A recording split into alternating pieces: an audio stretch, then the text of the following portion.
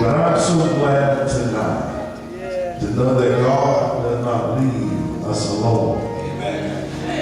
If you touch your neighbor and say, I'm so glad God won't leave us alone. Turn to your other neighbor on the other side. Since that one may not want to say it with you. Say, neighbor, I'm so glad God won't leave us alone. As we look here at the book of Mark, the first chapter, the 21st verse, and it reads as such. And they went into Capernaum, and straightway on the Sabbath day he entered into the synagogue and taught. And they were astonished at his doctrine, for he taught them as one that had authority, and not as the scribes. And there was in their synagogue a man with an unclean spirit, and he cried out, saying, Let us alone. What have we to do with thee, thou Jesus of Nazareth? Art thou come to destroy us? I know thee who thou art, the Holy One of God. And Jesus rebuked him, saying, Hold thy peace, and come out of him. Here we see the story of Jesus, and it seems as it was one of the beginning of his ministries, and we see him into Capernaum, and we see him going into the synagogue. And he teaches as one with authority and power. He speaks as one with learned ability, and he was yet at a young age. And then we see what struck me was that here in this synagogue, with all these people, and you go to the synagogue or to the temple or the house of worship to do one thing. You come to worship God. Amen. You come, the reason why we come here is to give God some glory, honor, and praise. Is that right? Amen. Amen.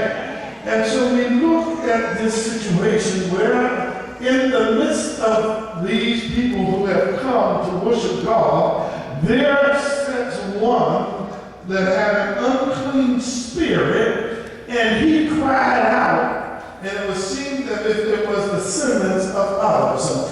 And he cried out, and listen to what he said. Now, Jesus didn't go into their home, but he went into a place of what? Worship. Amen. This was a place of worship, and if there ought to be any place where he felt the presence of God, it ought to be in a place of worship.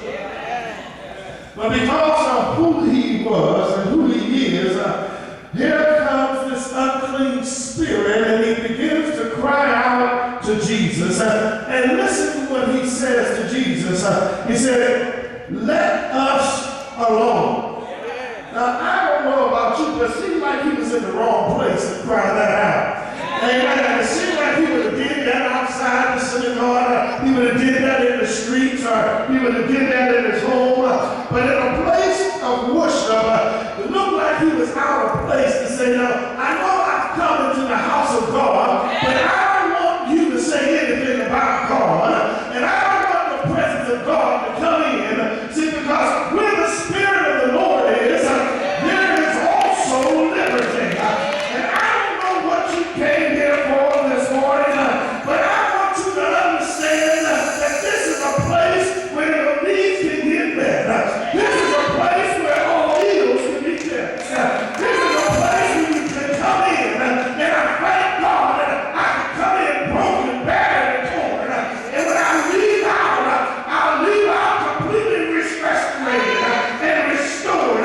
This is, as if you please, a spiritual hospital. Or if I must, it is even a place of emergency. It is an emergency room for some of us have a condition that needs immediate attention. Touch your head and say, I hope that's not you. There's some of us that need immediate. That's right.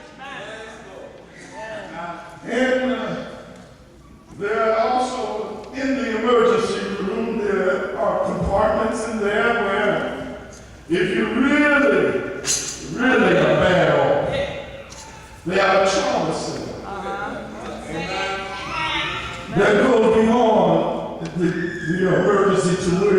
in trauma. And they have specialists that works the trauma unit that will make sure that they take care of you immediately. Amen. Full Friday. And so some of us may be in that situation this morning. And even in the emergency room, there are times where people don't want to be waited on. That's right.